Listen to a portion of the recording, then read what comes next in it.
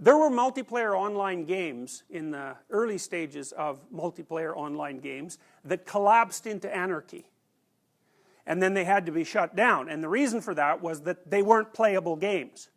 There was some flaw in their underlying set of assumptions that made them unsustainable as a meeting place for multiple human beings across large periods of time. Others are more equilibrated and people will play them. And so you can also think about a game as an equilibrated state, for example. And Piaget is quite smart about this sort of thing. So let's say a Monopoly game. Well, is it an equilibrated state? Well, the answer to that is yes, insofar as all the players finish the game. And then you might say, well, all the players finish the game and they're still friends. You know, because that would be another level of specification or constraint that you could put on it. But it's also interesting if you consider something like an enjoyable game as an equilibrated state, that you can have competition within an equilibrated state, a social community, with no problem, as long as everybody agrees on what the rules for the competition are. You know, and so Piaget actually regarded competition as a necessary element of games, because he said that a game, it's so interesting. He actually thought of competition in some sense as necessarily tied in with cooperation. So here's an example. Take a hockey game. So then we could say, well, are people playing hockey, are they competing or are they cooperating?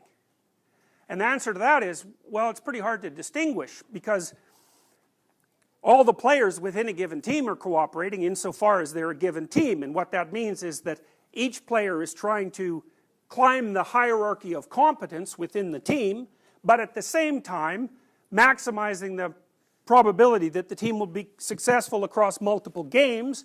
And so that means that there's a set of constraints around how that player has to interact with his teammates, right? He has to work in a manner that enables the development of his teammates, because otherwise it's like a psychopathic strategy. It's a bad long-term strategy. And then you might say, okay, fine, people are cooperating within the team, but what about between teams? And then the answer to that is, well, they're cooperating insofar as they follow the rules, you know, and that they don't bring a basketball to the hockey game, or a chess set to the hockey game, because obviously you can't play chess and hockey at the same time. And so everybody's agreed to act out a certain set of behavioral constraints, and insofar as they're doing that, that's a cooperative maneuver. So that's pretty interesting too. Piaget actually believed that children couldn't become social until, so at the earliest stages of development, as far as Piaget was concerned, children in some sense were playing by themselves. And the reason they're doing that is because they're not very organized yet. Their bodies are sort of not completely under their control. So you could think of a child as a non-equilibrated set of quasi-functional and quasi-unified knowledge subsystems. So for example, when a child is born and they're laying on their back, their arms are kind of floating around like this. And the reason for that is their arms aren't myelinated yet. The baby's kind of myelinated from a nervous system perspective in the center of its body, and its mouth is pretty wired up. But the rest of it isn't very formed, and so what the child has to do is integrate him or herself as an individual entity and bring all those subsystems online and into something that's sort of integrated across reasonable lengths of time. And then the next goal is to do that with someone else, and that's about 3 years old when social play starts. So then if you and I are playing and we're playing, say, pretend play, we're going to say, well, we're going to do X, you know, we'll lay out the ground rules, we're going to do X, and we can compete to get towards X. But if we couldn't have unified our goals, so unified these frames of reference, we wouldn't be able to compete in the same space. And so one of the things Piaget is pointing out is that it's clearly the case that a competitive game can facilitate cooperation, and in fact the establishment of such games might actually be absolutely fundamental to socialization itself. So, you know, because, well, you don't just want a game that everybody can play. I don't think so. I don't think that's sufficiently motivating for people. You want a game that everyone can play, that everyone has a chance at winning. Because playing is something, that's for sure, and if it's a good game, just playing it is interesting. But winning is also something. And so that places another constraint on those games that people find, that people are willing to voluntarily play.